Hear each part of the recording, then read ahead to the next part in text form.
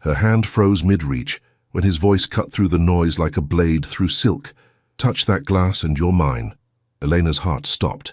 She hadn't heard the warning he'd given hours ago, the one that made every woman in the VIP section step back from his table. The crystal tumbler sat inches from her fingers, abandoned among empty bottles she needed to clear.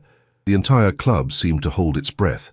Lorenzo Vittori, the man whose name made grown men cross themselves, was staring at her with eyes darker than midnight.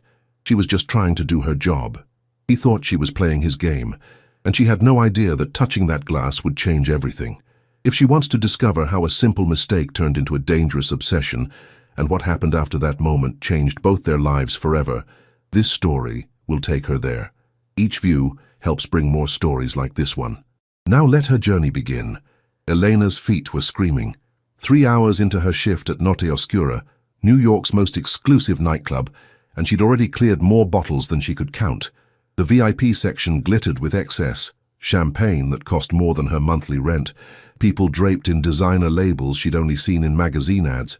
She didn't belong here, but the tips were good, and her grandmother's medication wasn't getting any cheaper.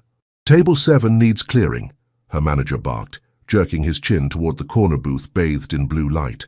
Elena grabbed her tray and navigated through the crowd, keeping her eyes down. That was the rule in places like this: invisible, efficient, gone. The VIP clients didn't want to acknowledge the help existed. Table 7 was a war zone of empty bottles and glasses. She'd just started stacking them when movement in her peripheral vision made her glance up. A man sat alone in the adjacent booth, separated by a velvet rope that might as well have been a chasm. Even sitting, he radiated power that made the air feel heavier. His suit was perfectly tailored, black as sin, and his white shirt was unbuttoned just enough to reveal the edge of a tattoo crawling up his neck. Dark hair, sharp jaw, and eyes that could strip paint off walls. Women kept approaching his section, models, socialites, all confidence and curves, but his security turned them away before they got within 10 feet. One particularly persistent blonde in a dress that barely qualified as clothing tried 3 times. Each time the wall of muscle in black suits redirected her with increasing firmness. Eleanor turned back to her work. Not her business. Not her world. She reached for the last glass on the neighboring table, stretching across to grab the crystal tumbler that sat alone, still half full of amber liquid. Her fingers had just brushed the stem when the air changed. "Touch that glass, and you're mine." The voice was velvet wrapped around steel. Every head in the section turned. Elena's hand froze, her heart launching into her throat. She looked up. Those dark eyes were fixed on her with an intensity that made her skin burn. The entire club seemed to quiet, or maybe it was just the blood rushing in her ears. His jaw was tight, expression unreadable, but something flickered in his gaze. Surprise, maybe, or calculation. Her voice came out barely above a whisper. "I'm just clearing the table. I don't care what you're doing." He stood, and Elena realized just how tall he was. 6'3", maybe 6'4", all lean muscle and predatory grace. He moved around the velvet rope like it didn't exist, closing the distance between them in 3 strides. "I made a vow 2 hours ago. Every woman in this section heard it." Eleanor's mind raced. She'd been in the back restocking. She hadn't heard anything. "I didn't—" She started to pull her hand back, but his moved faster, covering hers on the glass stem. His skin was warm, his grip firm, but not painful. The contact sent electricity shooting up her arm. Too late, Piccola. His accent curled around the Italian word, turning it into something intimate. "You touched it." She should have been terrified. This man had 8 bodyguards surrounding them now, appearing from the shadows like wolves. The other staff had scattered. Even her manager had disappeared, but anger cut through her fear. "I'm working." Elena lifted her chin, meeting his gaze, even though her knees felt weak. "I didn't hear whatever game you're playing with your—" She gestured vaguely at the women still hovering at the edge of the section. "Admirers. I'm not interested." Something shifted in his expression. His eyes narrowed, studying her face like he was reading a book, written in a language only he understood. "Not interested," he repeated slowly. "In me. In anyone." She tried to pull her hand back. He held it for 1 more second before releasing her. "I'm here to work, not— What's your name?" "That's not relevant." "Your name," he repeated, and this time it wasn't a question. She shouldn't answer. Every instinct screamed at her to walk away, to apologize to her manager, to find another job tomorrow. But something in his gaze held her captive. Elena, Elena. He said it like he was tasting it, rolling it around his mouth. Elena, what? Rivera. A smile ghosted across his lips, there and gone so fast she almost missed it. Spanish? My grandmother is from Mexico. Why was she telling him this? I really need to finish. You're done for tonight. He turned to one of his men. Marco, inform her manager she's leaving with me. Elena's stomach dropped. Excuse me? You touched my glass, I made a vow. He picked up the tumbler, the amber liquid catching the light. The next woman who dared to touch it would be mine. You dared. I didn't dare anything. I was working. Semantics. He downed the whiskey in one swallow, never breaking eye contact. I don't break my vows, Elena Rivera. That's... She searched for words. That's insane. You can't just... Can't I? He stepped closer, close enough that she had to tilt her head back to maintain eye contact. His cologne was expensive, dark, intoxicating. Do you know who I am? Should I? For the first time, genuine surprise crossed his face. Then something else. Something that looked almost like pleasure. No, he said softly. I suppose you shouldn't, which makes this even more interesting. He gestured to his men. Two of them moved toward her, not threatening, but clearly intending to escort her somewhere. Wait! Elena's heart hammered. I have to clock out. I need to tell my manager. Already handled. He pulled out his phone, typed something, then showed her the screen. A text conversation with someone named Marco. The message read, paid her manager for the month. She's done here. Elena's knees nearly buckled. A month's salary, that's thousands of dollars. Pocket change. He pocketed the phone. Now, are you going to walk out of here with dignity, or am I carrying you out? She stared at him, her mind reeling. This was crazy. This was dangerous. Every rational cell in her body screamed at her to run, but she thought of her grandmother's medication, of the bills piling up, of the fact that she'd just been handed a month's pay for leaving with a stranger who... What do you want from me? His smile was slow, predatory, and sent shivers down her spine. Everything, Piccola. But we'll start with dinner. The SUV was the size of Elena's apartment. Black leather, tinted windows, and 3 more identical vehicles following behind like a motorcade. She sat as far from Lorenzo as the seat would allow, her work uniform suddenly feeling too tight, too cheap, too everything. He hadn't touched her since they left the club, hadn't even looked at her. His attention fixed on his phone as his thumbs moved with practiced efficiency, but she felt his presence like heat from a fire, constant, consuming, impossible to ignore. Where are we going? Her voice came out steadier than she felt. Somewhere we can talk. We can talk here. No. He finally looked up, those dark eyes finding hers in the dim interior. We can't. The car glided through Manhattan traffic like it owned the road. Maybe it did. She watched the familiar streets give way to neighborhoods she'd only seen in movies, buildings that touched the sky, doormen in uniforms that probably cost more than her entire wardrobe. They pulled up to a restaurant with no sign, just a discreet awning and a door that looked like it cost 6 figures. The kind of place where reservations were made months in advance, where looking at the menu would give her a heart attack. I can't go in there dressed like this. Eleanor gestured to her black pants and white shirt, stained with someone's spilled drink. Lorenzo's gaze traveled over her slowly, deliberately, not leering, assessing. You look perfect. I look like the help. You are the help. His lips quirked. Or were. Now you're with me, which means no one will dare comment. Before she could respond, her door opened. One of his men, Marco, she thought, extended a hand to help her out. She took it because her legs felt like water, stepping onto the sidewalk as heads turned. Lorenzo emerged from the other side, buttoning his suit jacket with one hand, phone in the other. He moved like a king through his kingdom, and everyone else seemed to instinctively understand they were subjects. Inside, the restaurant was dimly lit, intimate, expensive. A man in a suit that screamed manager rushed forward, his face breaking into a smile that didn't quite reach his eyes. Mr. Vittori, welcome. Your usual table is the private room. Of course, of course. The manager's gaze flickered to Elena, questions clearly burning behind his professional mask. Right this way. They were led through the main dining room, where Elena caught glimpses of celebrities and power players she vaguely recognized, to a room in the back. Soundproofed walls, one table, candles that cast everything in soft gold.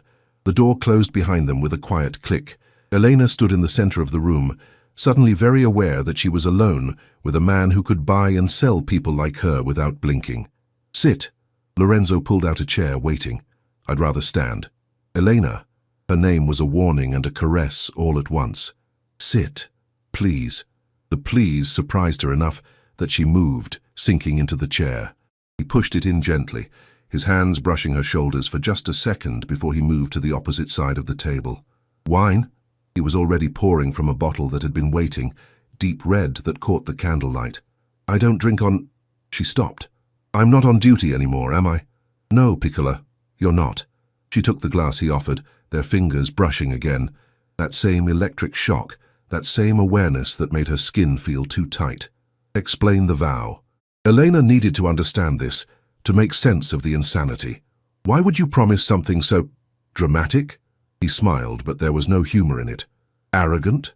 Possessive? All of the above." Lorenzo leaned back in his chair, the candlelight casting shadows across his face that made him look dangerous and beautiful in equal measure. "Women throw themselves at me every night, not because of who I am. They don't know who I am. They see wealth, power, danger. They want the fantasy. Poor you." His laugh was unexpected, genuine. "You're refreshing, you know that. Most people are too terrified to mock me. Should I be terrified? Probably." He took a sip of wine, studying her over the rim.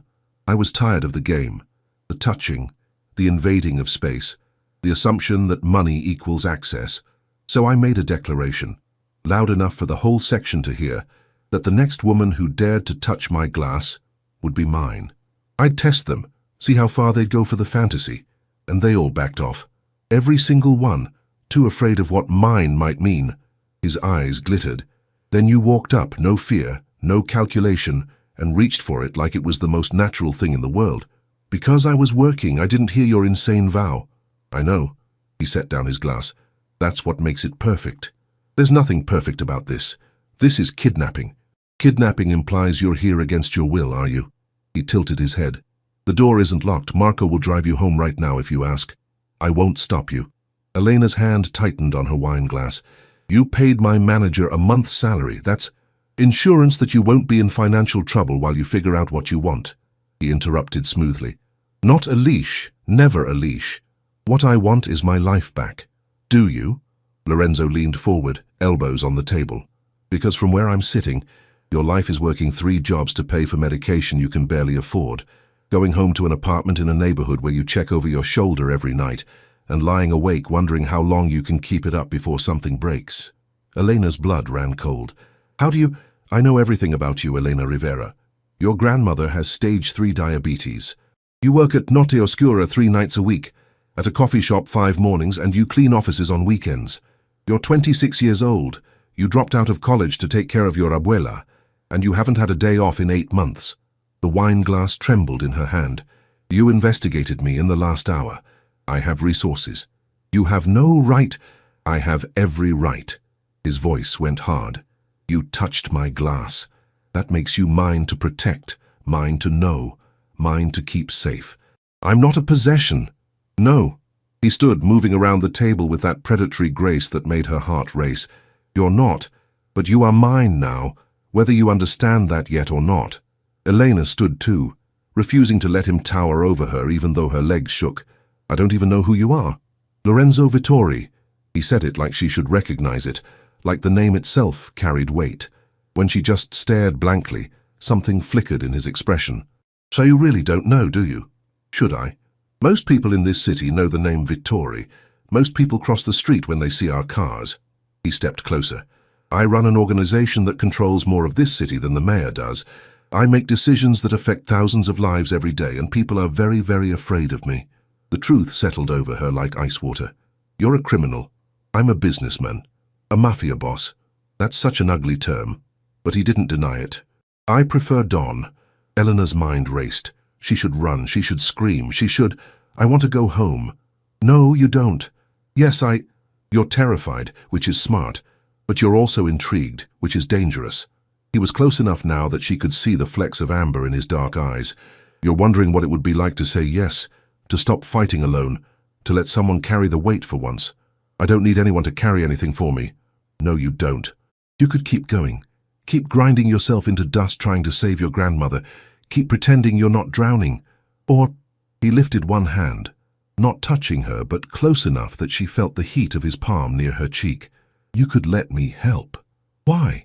The question burst out of her. Why would you help me? You don't know me.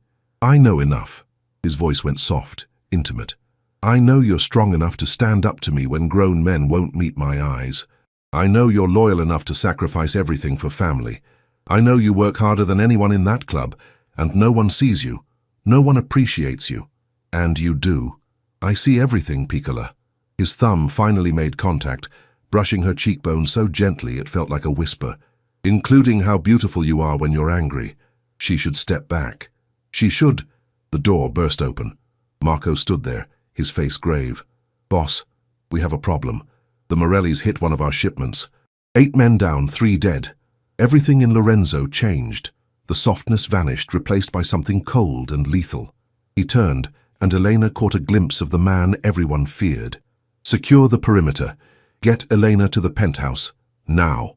Wait, Elena started, but Marco was already moving toward her. Lorenzo looked back, and for just a second his mask slipped. You're not safe out there tonight. Not anymore. Not now that you've been seen with me. What does that mean? It means, he said quietly, that touching my glass made you a target, and I protect what's mine. The penthouse occupied the entire top floor of a building Elena couldn't afford to walk past. Floor-to-ceiling windows overlooked Manhattan like it was a kingdom spread out for conquest. Marble, leather, art that probably belonged in museums. The kind of wealth that whispered instead of shouted. Marco had deposited her here 20 minutes ago with orders to make herself comfortable before disappearing. Comfortable, as if she could relax in a space worth more than she'd earn in 10 lifetimes. Elena paced, her sneakers silent on the imported Italian tile. Through the windows she could see the city glittering below, millions of lives being lived while hers spun completely out of control. Her phone buzzed. Her grandmother. Mija, where are you? It's late. Elena's throat tightened. She typed quickly, picked up an extra shift. Don't wait up. Love you. The lie tasted bitter, but what was the truth? I've been kidnapped, protected, by a Mafia boss who claims I'm his because I touched his glass. Her grandmother would have a heart attack. The elevator chimed. Lorenzo stepped out and Elena's breath caught. He'd removed his suit jacket, rolled his shirt sleeves to his elbows. The tattoo on his neck extended down his forearm, intricate black ink she couldn't quite make out from this distance. His hair was slightly mussed, like he'd been running his hands through it. He looked tired, dangerous, devastatingly handsome. Are your men okay? The question surprised her, but she meant it. He stopped, clearly not expecting that. 3 dead, 5 injured. The other 3 will recover. I'm sorry. Why? He moved to the bar, pouring whiskey with practiced efficiency. They weren't your men. This isn't your world. They're still people, still someone's. She stopped, unsure how to finish. Family, friends, brothers. He downed the whiskey in one swallow. Yes, they were. And the Morellis will pay for every drop of blood spilled tonight. The coldness in his voice made her shiver. This was the man everyone feared. This was the Don. Is this what my life will be now? Elena asked quietly.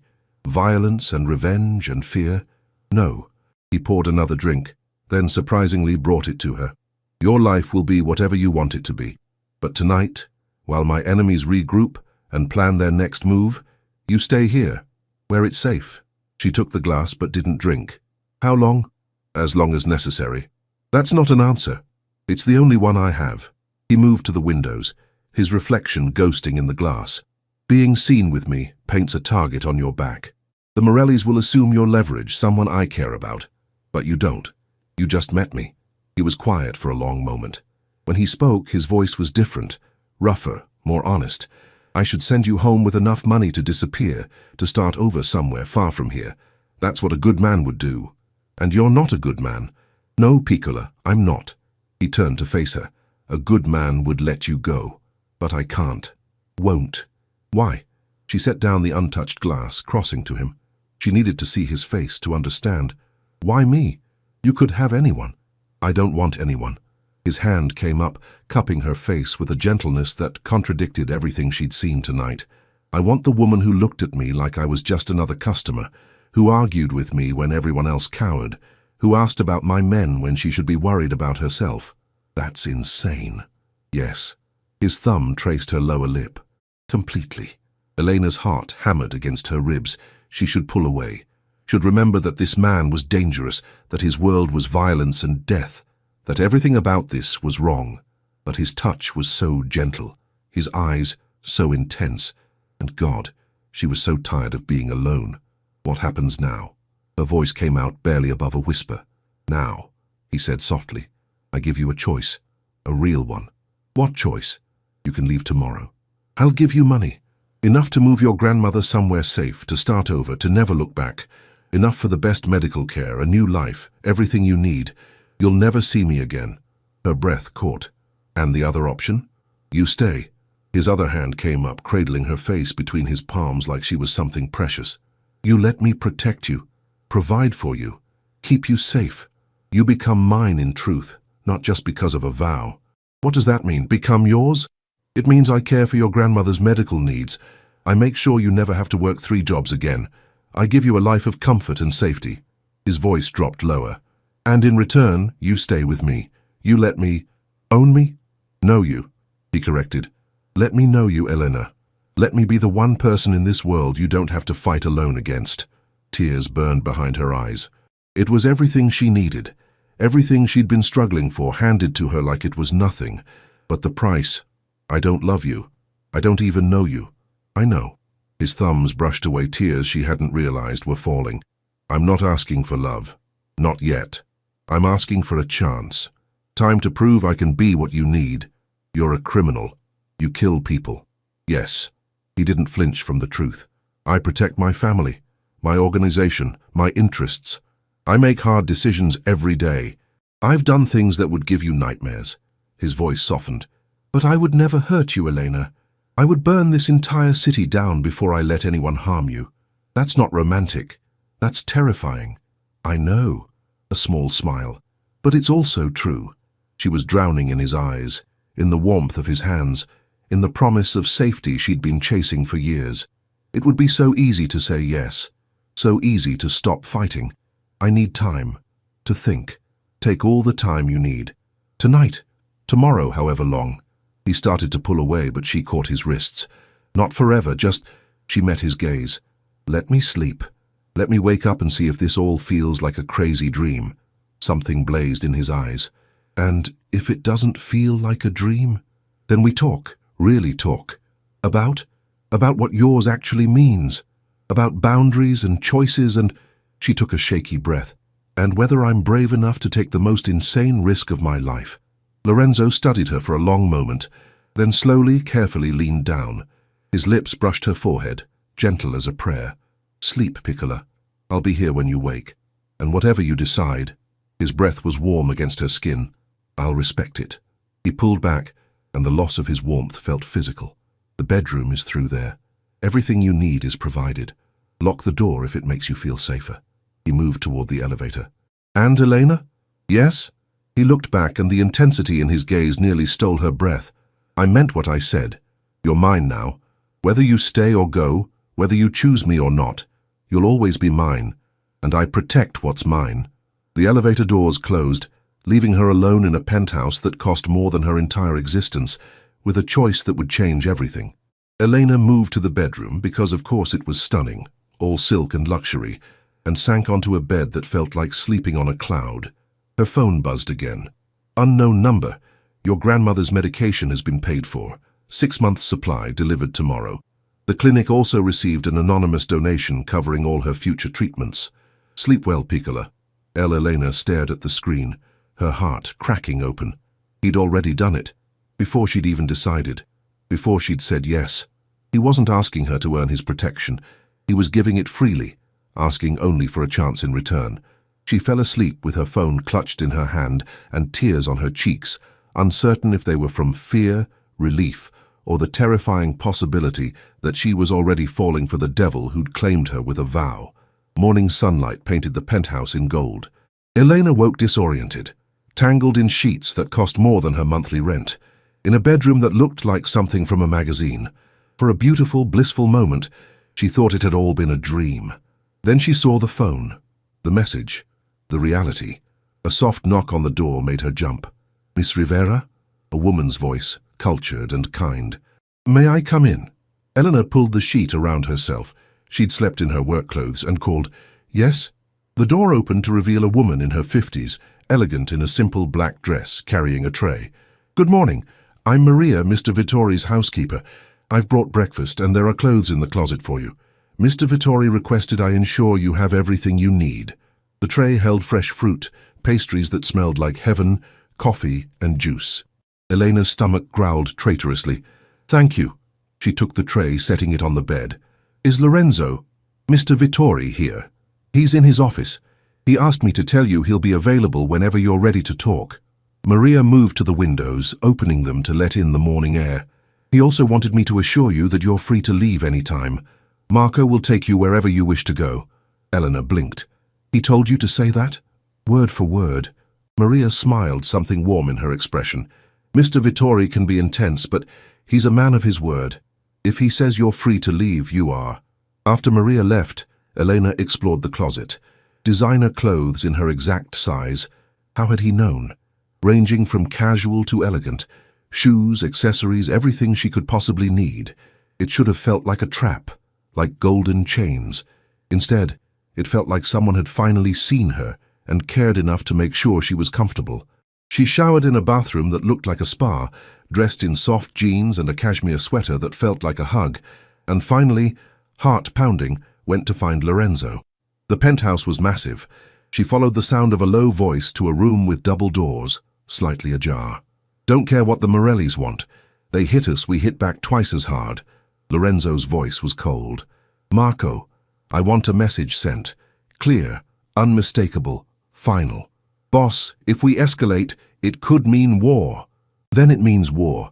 I won't appear weak, not now." Eleanor's hand froze on the door handle. This was his world. This was who he really was. "And the girl?" Another voice she didn't recognize. A pause.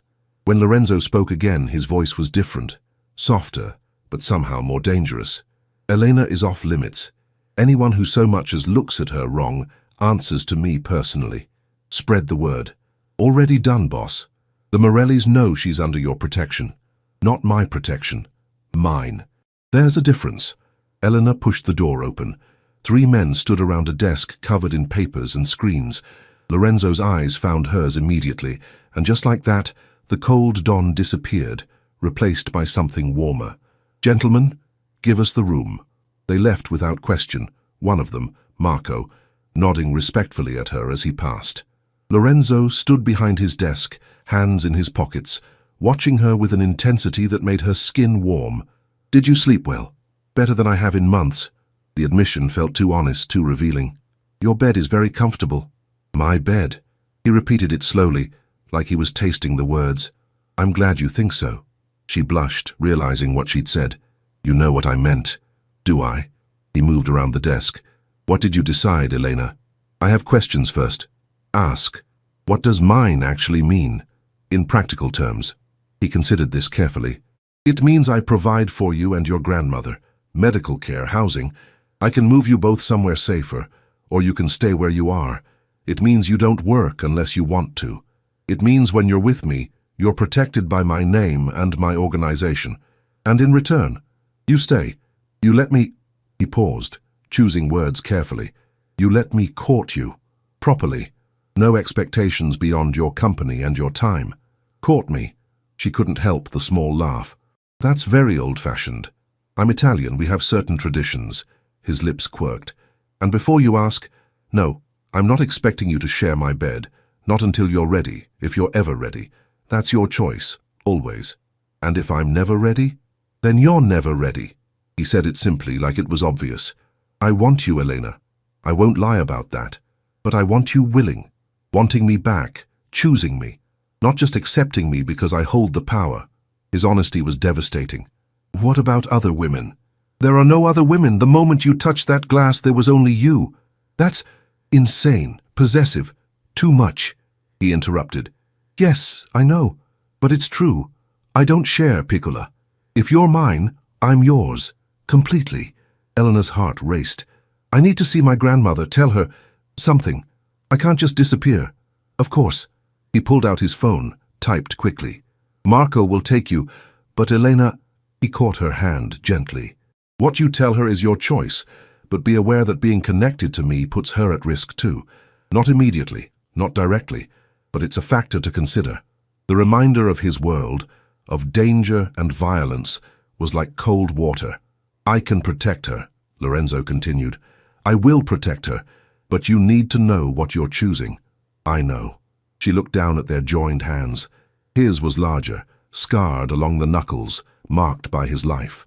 Hers was smaller, calloused from work, marked by her struggles. I'm still terrified. Good. Fear keeps you smart. He lifted her hand, pressed his lips to her knuckles. Take today. See your grandmother. Think about everything. I'll be here when you get back. And if I don't come back?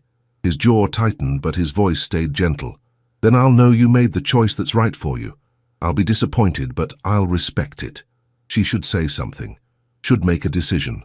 But all she could do was stare at him, at this dangerous, powerful man who was offering her everything, and asking for only a chance in return. The elevator ride down felt too fast. Marco was waiting with the SUV, professional and silent. They drove through Manhattan toward her grandmother's neighborhood, and with each block the buildings got shorter, the streets grittier, the gap between Lorenzo's world and hers more obvious. Her grandmother lived in a walk-up that smelled like old cooking and desperation. Eleanor climbed the stairs, her heart heavy with the decision she hadn't made. She knocked on the familiar door. Her grandmother opened it, and Elena's world tilted. Because standing behind her grandmother, smiling like a predator who'd found its prey, was a man in a suit. Not one of Lorenzo's men. She'd recognized them. Someone else. Someone dangerous. Eleanor, her grandmother said, confusion and fear in her eyes. This man says he knows you. Says he's here to talk about a debt? The man's smile widened. Elena Rivera, we've been looking for you. The Morellis send their regards. Time slowed. Elena's mind raced through options. Run, scream, fight. But the man was between her and her grandmother, and she'd never been good at combat. Her phone was in her pocket, but could she call for help before... I suggest, the man said smoothly, that you come with us quietly. Your abuela doesn't need to see anything unpleasant, does she? Her grandmother's hand trembled on the doorframe. Mija, what is he talking about? What debt? There's no debt. Elena forced her voice steady, stepping forward to put herself between the threat and her grandmother. This is a mistake. No mistake. He pulled aside his jacket just enough to show the gun at his hip. You've been playing house with Lorenzo Vittori. That makes you valuable. That makes you leverage. I'm not... Save it. He gestured to someone Eleanor couldn't see. 2 more men appeared in the hallway, blocking any escape. The boss wants to send a message to the Vittoris, and you, sweetheart, are that message. Eleanor's phone buzzed in her pocket. Once, twice, 3 times. Someone was calling. Lorenzo, probably. His men would have reported she'd arrived. Let my grandmother go, Elena said quietly. This is between me and your boss. She has nothing to do with it. True. The man tilted his head. Or we take you both, insurance policy. No. Elena's voice rose. Take me, leave her, please. Her grandmother gasped. Elena, what? The window exploded. Glass rained down as a figure crashed through, too fast, too coordinated to be anything but trained. One of the Morelli men went down hard, unconscious before he hit the ground. Marco. Get back! He was already moving, taking down the second man with brutal efficiency, while the first, the one with the gun, scrambled for his weapon. Elena grabbed her grandmother, pulling her back into the apartment just as the gunshot cracked through the narrow hallway. Time fractured. Marco stumbled, blood blooming on his shoulder, but he didn't stop. He kicked the gun away, slammed the man against the wall hard enough to rattle teeth, and spoke into his earpiece. Target secured. Need immediate extraction. Boss, we have a situation. The elevator chimed. Lorenzo stepped out like an avenging angel. He took in the scene. Broken window, unconscious men, Marco bleeding, Elena clutching her grandmother, in one sweeping glance. His expression went cold, so cold Elena felt it from 10 feet away. Marco's status, flesh wound, 3 Morelli soldiers, 1 compromised, 2 neutralized. Lorenzo's gaze found Elena's. "Are you hurt?" She shook her head, unable to speak. He moved past her, crouching in front of the man Marco had pinned. When he spoke, his voice was soft, intimate, terrifying. "You came to my woman's home. You threatened her grandmother. You pulled a gun in a civilian building. Boss Morelli's orders. I don't care." Lorenzo's hand shot out, gripping the man's throat. "You tell Morelli that if he ever comes near Elena Rivera again, if he even thinks about her, I will personally burn his organization to the ground. Every business, every safe house, every last man, do you understand?" The man nodded frantically, his face turning red. Lorenzo released him, standing with predatory grace.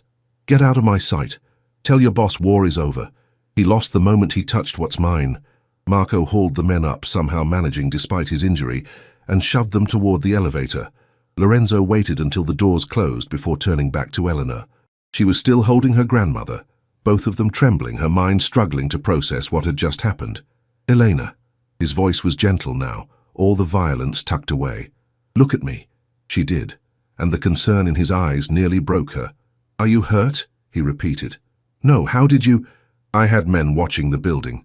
The moment the Morellis showed up, Marco called me. He moved closer, not touching, but close enough that she felt his warmth. I'm sorry. I should have anticipated this." Her grandmother finally found her voice. "Who are you?" Lorenzo turned to her and, incredibly, smiled. A genuine, warm smile that transformed his face. "Lorenzo Vittori, Signora. Your granddaughter and I are—" He paused, glancing at Elena. "We're getting to know each other. You're the one who paid for my medication." It wasn't a question. Her grandmother's sharp eyes took in his expensive suit, the way he moved, the danger that clung to him like cologne. "You're a dangerous man." "Yes, Signora, I am." "And you want my Elena?" "Yes." "Why?" Lorenzo's gaze shifted back to Elena, and something in his expression made her heart stutter. "Because she's brave and strong and beautiful. Because she works 3 jobs to take care of you. Because she looked at me like I was just another man, not a title or a threat. Because—" He took a breath. "Because the moment she touched my glass, I knew she was mine." Her grandmother was quiet for a long moment. Then, surprisingly, she laughed. A soft, knowing sound. "My husband, Elena's grandfather, said something similar when we met. He said I was his from the moment I smiled at him." Her eyes grew distant with memory.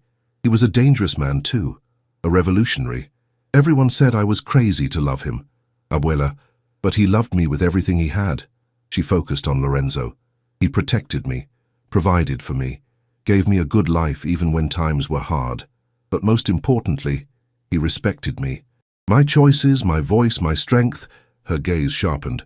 "Can you do that, Mr. Vittori?" "With everything I am," Lorenzo said quietly. "Then I suppose Elena will decide if that's enough." The weight of the moment settled over them. Elena looked at Lorenzo. Really looked at him. The man who'd claimed her with a vow, who'd provided for her grandmother before she'd asked, who'd just fought his way to her side when she was in danger. The man who was dangerous and powerful and absolutely terrifying. The man who looked at her like she was the only thing that mattered in his entire world. "I need to say something," Eleanor heard herself say, "and I need you both to listen." Lorenzo nodded. Her grandmother squeezed her hand. "I'm terrified. Of you, of your world, of what saying yes means." She looked at Lorenzo. "But I'm more terrified of saying no, of going back to struggling alone, of watching my abuela suffer because I'm too proud to accept help, of never knowing what this could be." "Elena, I'm not finished." She took a shaky breath. "If I do this, if I choose you, I need promises. Real ones. Anything. I keep my voice, my choices. You don't make decisions for me. You make them with me." "Agreed. My grandmother's safety is non-negotiable. She gets the best care, the best protection, whatever she needs. Already done. And this was the hard one. You don't hide your world from me. I need to know what I'm part of, even the ugly parts. No lies, no protection through ignorance." Lorenzo was quiet for a moment. When he spoke, his voice was raw. "That will be hard. Seeing that side of me, knowing what I'm capable of. I know, but I need honesty more than I need comfort." He stepped closer, close enough to cup her face in his hands. "You have it. All of it. My honesty, my protection, my loyalty, everything I am." "Then yes." The word felt like jumping off a cliff. Yes, I'm yours. His kiss was gentle, reverent, and tasted like promises and danger in equal measure. When he pulled back, his eyes were bright with something that looked suspiciously like emotion. "Thank you," he whispered against her lips, "for taking the risk, for choosing me, for being brave enough to say yes. I hope I don't regret it." "You won't." It was a vow, absolute and unbreakable. "I swear on everything I am, you won't." Behind them, her grandmother sighed. "Well, at least he's handsome. And rich. That helps." Elena laughed, the sound watery but genuine. Lorenzo kept one arm around her waist as he turned to her grandmother. "Senora Rivera, I'd like to move you both to a safer location. Today, if possible. Somewhere the Morellis can't reach, where you'll have everything you need." "Move?" Her grandmother looked around the shabby apartment. "This has been my home for 30 years. I know. And if you want to keep it, we will. But I can offer you something better, safer." He pulled out his phone, showing her pictures. "A house in Westchester, small but comfortable, close to the best medical facilities with round-the-clock security. You'd have your own space, your independence, but Elena could visit any time." Elena watched her grandmother's face soften as she looked at the pictures. A real house with a garden, not a cramped apartment where the heat barely worked. "And Elena stays with you? In Manhattan? If she wants. Or she can stay with you. For have her own place, whatever makes her comfortable." He looked at Elena. "This is your choice too, Piccola." The endearment made her grandmother smile. "He calls you little one. That's sweet." "It's possessive," Elena muttered. "It's both," Lorenzo agreed, unrepentant. Elena looked between them, her grandmother, who'd sacrificed everything for her, and Lorenzo, who was offering everything in return.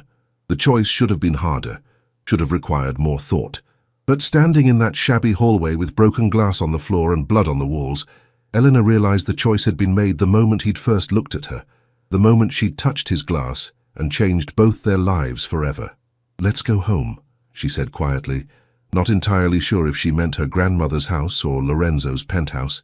Maybe, she thought as Lorenzo's hand found hers, it didn't matter, because home wasn't a place anymore. It was this dangerous, powerful man who'd claimed her with a vow and kept her with his heart. 2 years later, Elena stood in the garden of the Westchester house, watching her grandmother tend to roses that would have made a professional gardener weep with envy. The afternoon sun painted everything gold, and for a moment she let herself just breathe. "Penny for your thoughts, Mrs. Vittori." She turned to find Lorenzo leaning against the doorframe, suit jacket slung over one shoulder, tie loosened. He'd been in meetings all day, but he'd still driven out here to have dinner with her grandmother, like he did every Sunday. "Mrs. Vittori," she repeated, twisting the ring on her finger. The wedding had been 6 months ago, small and intimate, just family and close friends. "I'm still getting used to that." "You shouldn't be. I've been calling you mine for 2 years. Calling me yours and making it legal are different things." He crossed to her, slipping his arms around her waist from behind, chin resting on her shoulder. "Are they? Because I'm pretty sure I owned your heart long before the paperwork made it official." She couldn't argue with that, wouldn't want to. "How was your day?" she asked, leaning back into his warmth. "Productive. Closed the deal with the Irish, negotiated a truce with the Morellis. Still weird that you're friends now." "Respectful business associates," he corrected. "After I nearly destroyed their organization, Morelli decided cooperation was more profitable than war. Your version of making friends is terrifying." "You love it." She did. God help her, she did. Over the past 2 years, Lorenzo had kept every promise. Her grandmother had the best medical care available, her diabetes under control. Eleanor had gone back to school studying business management. Ironic, given her husband ran a criminal empire, but he'd encouraged it, supported it, been proud of every accomplishment. He'd shown her his world, the ugly parts and the beautiful parts, and never once tried to hide the truth. He made decisions with her, not for her, respected her voice, her choices, her strength. He'd transformed from the cold Don everyone feared into a husband who brought her coffee in the mornings and held her through nightmares, who was ruthless in his world, but gentle in hers, who loved her with an intensity that still took her breath away. "Abuela wants to know when she's getting great-grandchildren," Elena said, watching her grandmother pretend not to watch them. Lorenzo's arms tightened around her. "And what did you tell her?" "That we're working on it." She felt his smile against her neck. We could work on it more. I'm very dedicated to the project. Lorenzo. But she was laughing, turning in his arms to face him. He looked at her with those dark eyes that had captivated her from the beginning, but now they held warmth, love, certainty. I love you, Elena Vittori. Every day more than the last. Even when I argue with you. Especially then. He kissed her softly. You keep me human. Remind me there's more to life than power and control. And you remind me I'm stronger than I ever thought I could be. It was true.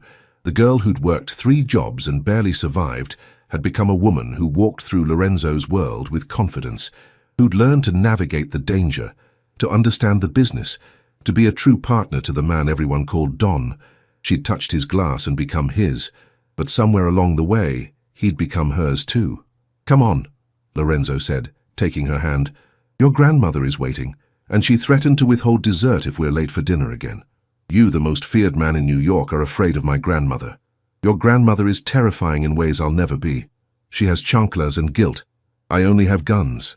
Elena laughed, letting him lead her inside where the table was set and her grandmother was putting out enough food to feed an army. This was her life now. Sunday dinners and Mafia meetings, designer clothes and dangerous secrets, love letters written in Italian and security details wherever she went. It was insane. It was beautiful. It was hers, and she wouldn't change a single moment. Starting from the night she'd touched a glass and captured the heart of a king, this story has reached its end. If it touched her heart, if she felt Elena's fear, Lorenzo's devotion, and the power of choosing love even when it terrifies, she knows what to do. Every like, every share, every comment helps bring more stories like this into the world. New stories arrive soon, each one crafted to make hearts race and emotions soar, until the next tale of danger, desire, and devotion unfolds.